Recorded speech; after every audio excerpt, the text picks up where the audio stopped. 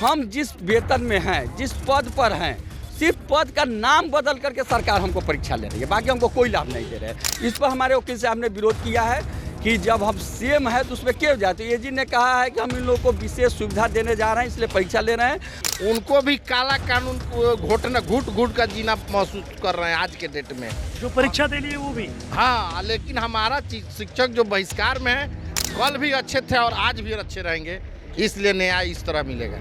ये हम लोग को जिस तरह से हम लोग कोर्ट में रहे हैं, सुने हैं, सुनवाई हुई है, बहस हुई है, आज जो एजी साहब के द्वारा जो भी पक्ष रखा गया है, हम यही कहेंगे कि जिस तरह से आप संगठन पर और न्यायालय पर पहले से विश्वास रखे हैं, उस तरह से आप विश्वास रखिए और निश्चित रूप से पहले भी आपको न्याय मिला है, संघर्ष का परिणाम मिला है, आगे भी मिलेगा, निश्चित रूप से मिलेगा। नमस्कार, आप देख रहे हैं लाइव सीरीज। मैं हूं आपके साथ रोहित। आपको बता दें कि नियोजित शिक्षकों का जो मामला है वो हाईकोर्ट में पहुंचा और ऐसे में देखिए कल नियोजित शिक्षकों के द्वारा अपनी बातें हाईकोर्ट में रखी गई और आज सरकार के द्वारा नियोजित शिक्षकों को लेकर अपनी बातें रखी गई है। कोर्ट के अंदर क्या कुछ बातें हुई, तमाम चीज़ों की जानकारी देंगे। मेरे साथ मौजूद है शिक्षक संघ के नेता हैं केशव कुमार जी, प्रमोद कुमार यादव जी। क्या कुछ बातें हुई?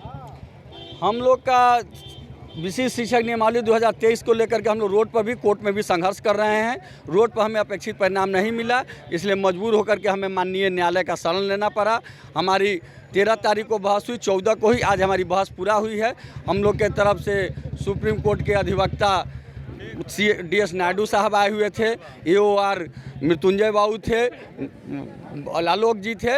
आज बहस पूरी हो गई है। हम लोग के बहस तो कल ही पूरी हो गई थी, आज एजी साहब बस के। इसमें 2-3 मुख्य मुद्दा था। जैसे हम जिस वेतन में हैं, जिस पद पर हैं, सिर्फ पद का नाम बदल करके सरकार हमको परीक्षा ले रही है, बाकी हमको कोई लाभ नहीं दे रहे हैं। इस पर हमारे वकील साहब ने विरोध किया है कि जब हम सीएम है तो उसमें क्यों जाते। एजी ने कहा है कि हम इन लोगों को विशेष सुविधा देने जा रहे हैं, इसलिए परीक्षा ले रहे हैं, और जो यह नेसेसरी नहीं है। जिनको परीक्षा दे के उसमें जाना चाहते हो जाए, जो नहीं जाना चाहते हैं वो अपने पद पर जैसे है वैसे रहे, हमको इसमें आपत्ति नहीं है, ऐसा उन्होंने कहा है, कोर्ट को बताया है। तो यह ऐसा अगर करते हैं तो जो नहीं देना चाहते हैं नहीं देंगे।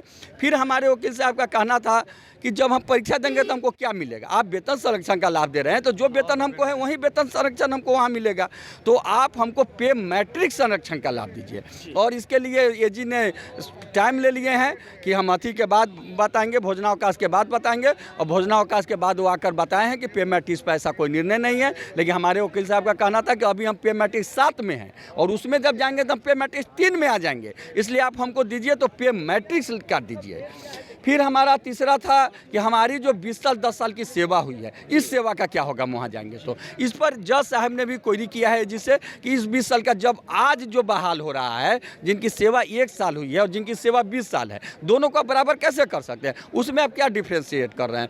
तो वो कन्फ्यूज कर गए, एक शब्द बोले भी हैं कि आप कन्फ्यूज हैं जज साहब। तो निश्चित रूप से पूरी बहस पूरी हो गई है। जो थे उन पर काउंटर भी हमारे वकील साहब द्वारा किया गया है और हमको पूरा विश्वास है, उन्होंने फैसला रिजर्व रख लिया है। फैसला हमको लगता है कि बहुत जल्द वो देंगे, क्योंकि इनके यहाँ जनरली ज़्यादा दिन फैसला सुरक्षित नहीं रहता है और हम लोग के हक में फायदा। मतलब नियोजित शिक्षकों के हक में खुशी आएगी? निश्चित रूप से ऐसी पूरी उम्मीद है, पूरी उम्मीद है कि आएगी। क्या लगता है प्रमोद जी, क्या कुछ कोर्ट के अंदर बातें हुई? माने पूरे बिहार के तमाम शिक्षकों से मेरा अपील है कि 3 दिन से जो बहस चल रही है, सक्षमता परीक्षा और बिना शर्त राज्यकर्मी का दर्जा और सेवा निरंतरता के लाभ के साथ वैलिडिटी ऑफ एक्ट यानी रूल को चैलेंज हमने किया है। और पूरा भरोसा है 3 दिन के अंदर जो बहस चला है, उस बहस के दौरान यही निकल कर आज आया है कि कल भी हमारा बहस और परसों हमारा बहस क्लियर था, लेकिन आज केवल एजी का बहस था। एजी साहब केवल गोल गोल घुमाकर कोर्ट को डाइवर्ट करना चाह रहे हैं, लेकिन जज महोदय ने सभी बात को समझ लिए हैं कि आप एक तरफ शिक्षा मित्र से 1 जुलाई 2006 को 60 साल की नौकरी करके सेवा एक रूल बना देते हैं, आप फिर उसी रूल को फिर तोड़कर एक दूसरा रूल बनाकर और फिर उसको अलग से अपॉइंटमेंट कर रहे हैं। इस सारी बिंदु पर बात हुई है। सक्षमता परीक्षा और पूर्व के नियोजित शिक्षकों का रूल दोनों को क्लियरफाई हो गया है। सरकार ने गलती किया है और पीके शाही के द्वारा केवल गर्दनी बाग की चर्चा और उसके बाद एसोसिएशन पर चर्चा, यह सब गलत करके डाइवर्ट करना चाह रहे थे। मतलब डाइवर्ट किया जा रहा है। डाइवर्ट किया जा रहा है, लेकिन एजी साहब डाइवर्ट कर रहे थे, लेकिन जज साहब सभी बातों को समझ गए कि शिक्षक का डिमांड क्या है, शिक्षक का क्या उचित न्याय मिलना चाहिए। इसलिए हमको न्यायालय पर भरोसा है और शिक्षकों के पक्ष में न्यायालय का डिसीजन होगा। मतलब जो नियोजित शिक्षक जो सक्षमता परीक्षा का विरोध कर रहे हैं वो इंतजार में है कि हाई कोर्ट से क्या कुछ फैसला निकल कर आएगा। लेकिन जो परीक्षा में अपीयर भी हो गए हैं उनको भी काला कानून को घुट का जीना महसूस कर रहे हैं आज के डेट में। जो परीक्षा दे लिए वो भी। हाँ, लेकिन हमारा शिक्षक जो बहिष्कार में है कल भी अच्छे थे और आज भी अच्छे रहेंगे, इसलिए न्याय इस तरह मिलेगा। मतलब जीत मिलेगा। जीत एकदम पक्का मिलेगा। क्या कुछ कहिएगा ये बताइए। कोर्ट पर सभी लोगों को भरोसा है और सरकार जितने भी नियमावली में संशोधन की है यह शिक्षकों के पक्ष में कभी नहीं रहा है। हमारी जो मुख्य मांगे थी ऐच्छिक का स्थानांतरण जो था, हमारा पे मैट्रिक्स का जो सवाल था, इन सारे बिंदुओं पर सरकार जो नई साक्षरता परीक्षा के लिए जो 2023 की नियमावली लाई है, जिस नियमावली में है कि आप बिहार के कैडर हैं। आप एक चीज़ बताइए, कभी देखे हैं पूरे बिहार में कि शिक्षक जो है राज्य स्तर का कैडर होता है, शिक्षक का कैडर होता है जिला स्तर का कैडर होता है। ये तमाम काले कानून के खिलाफ जो शिक्षकों पर ज़बरदस्ती थोपा गया है, इसके खिलाफ जो आज बहस हुई है और निश्चित रूप से मतलब कोर्ट पे भरोसा है आप लोगों को? कोर्ट में है ना, निश्चित रूप से इसके काला कानून समाप्त होगा। कोर्ट को रिजर्व मतलब फैसला को रिजर्व रख लिया गया, क्या कुछ कहिएगा? तो ऐसा थोड़ी ना है कि फैसला को रिजर्व रख लिया गया तो अब वहीं तक रह जाएगा। फैसला हफ्ता दिन 10 दिन में जल्दी, वो फैसला 15 दिन लेटेस्ट आ जाएगा। ये हम लोग को जिस तरह से हम लोग कोर्ट में रहे हैं, सुने हैं, सुनवाई हुई है, बहस हुई है, आज जो एजी साहब के द्वारा जो भी पक्ष रखा गया है, हम जो अपने नॉलेज में इस चीज़ को वहाँ पे हैं, हर चीज़ पर उनका जवाब खुद लग रहा था कि एक वकील के तौर पर जो है ना इसको जवाब दिया जा रहा है एजी साहब को।